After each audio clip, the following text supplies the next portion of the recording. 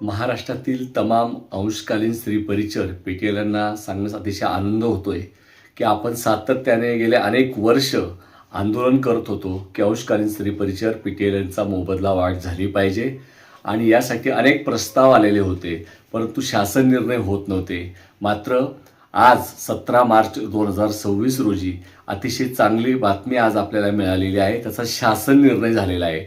3000 रुपये अधिक मानधन आपल्याला मोबदला दर महिन्याला वाढून मिळणार आहे। पहिले 3000 मिळत होते, अधिक 3000 असे 6000 रुपये मोबदला वाढ आपली झालेली आहे।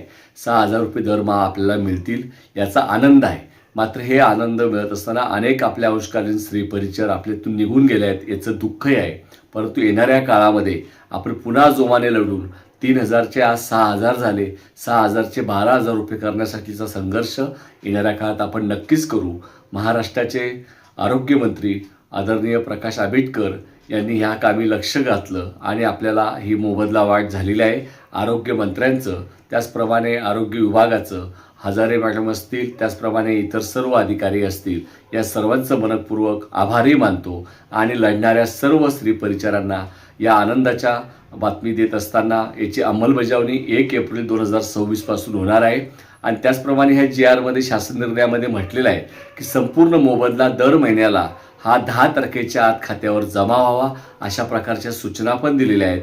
आणि म्हणून सर्व लढणाऱ्या भगिनींचं सर्वांचं मनपूर्वक मी अभिनंदन करतो। आयटेकचे सर्व पदाधिकारी, ॲडव्होकेट बळवंत पवार आणि सातत्याने कोल्हापूरच्या स्त्री परिचर सातत्याने आंबेडकरांच्या पाठपुरावा करत होत्या। महाराष्ट्रातली कृती समिती, आयटेकचे संघटना, त्याचप्रमाणे इतर सर्व संघटना रस्त्यावर उतरून संघर्ष करत होत्या। त्याला अखेर आपल्याला यश मिळालेलं आहे। याबद्दल पुन्हा एकदा अभिनंदन। लढेंगे जितेंगे।